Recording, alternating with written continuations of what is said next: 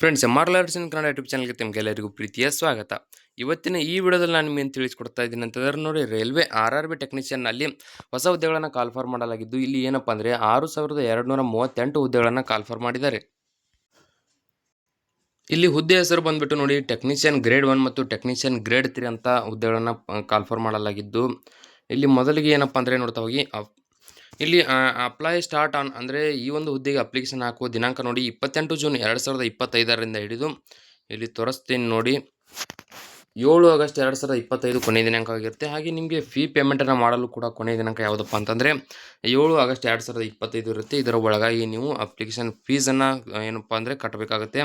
ನಂತರ ಈ ಒಂದು ಅಪ್ಲಿಕೇಶನ್ ಹಾಕಬೇಕಾದ್ರೆ ನಿಮಗೆ ಏನಾದರೂ ತಪ್ಪಾಗಿದ್ದರೆ ಅಂದರೆ ನಿಮ್ಮ ಪರ್ಸನಲ್ ಡೀಟೇಲ್ಸ್ ಆಗಿರ್ಬೋದು, ಏನಾದರೂ ನೀವು ನಂಬರನ್ನು ಆಗಿರ್ಬೋದು, ಯಾವುದೇ ರೀತಿ ತಪ್ಪು ಮಾಡಿದರೂ ಕೂಡ ನಿಮಗೆ ಒಂದು ಕರೆಕ್ಷನ್ ಮಾಡ್ಕೊಳ್ಳಿಕ್ಕೆ ಒಂದು ದಿನಾಂಕವನ್ನು ಕೊಟ್ಟಿದ್ದಾರೆ. ನೋಡ್ತಾ ಹೋಗಿ ಇಲ್ಲಿ ಏನಪ್ಪ ಅಂದರೆ ಎಡಿಟ್ ಮಾಡಿಫೈ ಫಾರ್ಮ್ ಅಂತ ಕೊಟ್ಟಿದ್ದಾರೆ. 10 ಆಗಸ್ಟ್ 2025ರಿಂದ ಹಿಡಿದು 19 ಆಗಸ್ಟ್ 2025 ಒಳಗಾಗಿ ನೀವು ಅಪ್ಲಿಕೇಶನ್ ಏನಪ್ಪ ಅಂದರೆ ಕರೆಕ್ಷನ್ ಮಾಡ್ಕೋಬೋದು.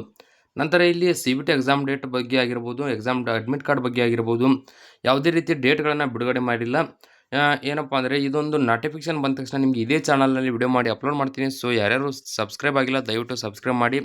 ಹಾಗೆ ಈ ಒಂದು ಡೇ ನಿಮ್ಮ ಫ್ರೆಂಡ್ಸ್ಗಳಿಗೂ ಕೂಡ ಶೇರ್ ಮಾಡಿ.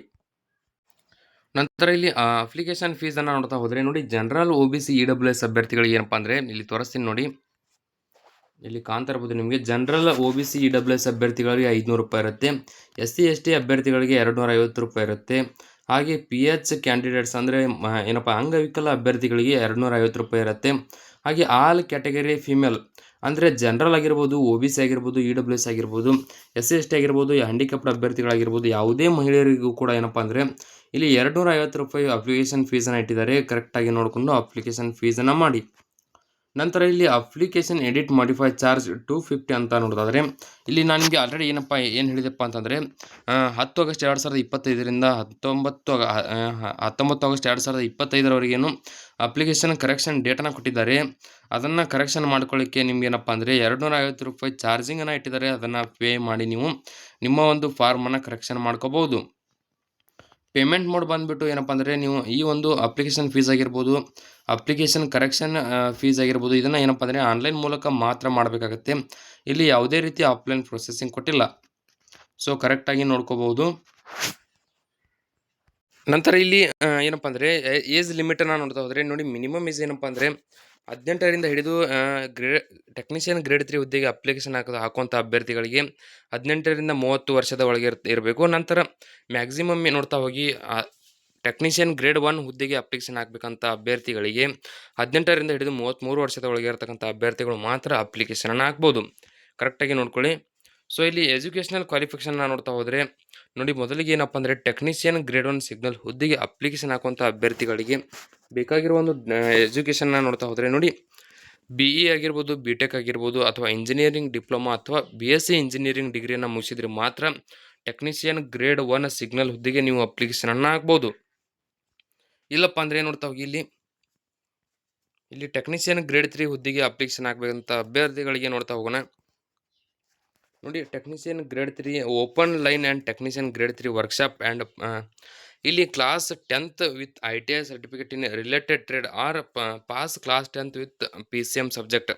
ಅಂದರೆ ಟೆಕ್ನಿಷಿಯನ್ ಗ್ರೇಡ್ 3 ಹುದ್ದೆಗೆ ಅಪ್ಲಿಕೇಶನ್ ಹಾಕಬೇಕಂತ ಅಭ್ಯರ್ಥಿಗಳು ಏನಪ್ಪ ಅಂದರೆ 10ನೇ ತರಗತಿ ಜೊತೆಗೆ ITIನ ಪಾಸ್ ಮಾಡಿದರೆ ಈ ಹುದ್ದೆಗೆ ಅಪ್ಲಿಕೇಶನ್ ಹಾಕ್ಬೋದು ಅಂತ ಕೊಟ್ಟಿದ್ದಾರೆ. ನಂತರ ಇಲ್ಲಿ ನಿಮಗೆ ಏನಾದರೂ ಕಂಪ್ಲೀಟ್ ಡೀಟೇಲ್ಸ್ ಅಂದರೆ ಟ್ರೇಡ್ ವೈಸ್ ಕ್ವಾಲಿಫಿಕೇಷನ್ ಬೇಕಂದರೆ ಇದೇ ವಿಡಿಯೋ ಡಿಸ್ಕ್ರಿಪ್ಷನಲ್ಲಿ ಟೆಲಿಗ್ರಾಮ್ ಚಾನಲ್ ಲಿಂಕ್ ಕೊಟ್ಟಿರ್ತೀನಿ. ಅದರಲ್ಲಿ ನಿಮಗೆ ಆ PDF ಸಿಗುತ್ತೆ. ಇಲ್ಲಿ ವೇಕೆನ್ಸಿ ಡೀಟೇಲ್ಸನ್ನು ನೋಡ್ತಾ ಹೋಗೋಣ. ಇಲ್ಲಿ ಒಟ್ಟು ವೇಕೆನ್ಸಿ ಕಾಲ್ಫರ್ ಮಾಡಲಾಗಿದ್ದು ಎಷ್ಟು ಅಂತ ನೋಡ್ತಾ ಹೋಗಿ, ಇಲ್ಲಿ ನೋಡ್ತಾ ಹೋಗಿ ಒಟ್ಟು ಕಾಲ್ಫರ್ ಮಾಡಲಾಗಿರುವಂಥ ವೇಕೆನ್ಸಿಯನ್ನು ನೋಡ್ತಾ ಹೋದರೆ 6238 ಹುದ್ದೆಗಳು ಖಾಲಿ ಇವೆ. ಇಲ್ಲಿ ಟೆಕ್ನಿಷಿಯನ್ ಗ್ರೇಡ್ 1 ಸಿಗ್ನಲ್ ಹುದ್ದೆಗೆ ಖಾಲಿ ಇರುವ ಹುದ್ದೆಗಳನ್ನು ನೋಡಿ ಒಟ್ಟು ಏನಪ್ಪ ಅಂದರೆ 955 ಜನರಲ್ ಅಭ್ಯರ್ಥಿಗಳಿಗೆ, ಹಾಗೆ 545 OBC ಅಭ್ಯರ್ಥಿಗಳಿಗೆ, 326 SC ಅಭ್ಯರ್ಥಿಗಳಿಗೆ, ST ಅಭ್ಯರ್ಥಿಗಳಿಗೆ ಏನಪ್ಪ ಅಂದರೆ 158, ಹಾಗೆ 212 EWS ಅಭ್ಯರ್ಥಿಗಳಿಗೆ ಏನಪ್ಪ ಅಂದರೆ ಇಲ್ಲಿ ಹುದ್ದೆಗಳನ್ನು ಕಾಲ್ಫರ್ ಮಾಡಿದ್ದಾರೆ.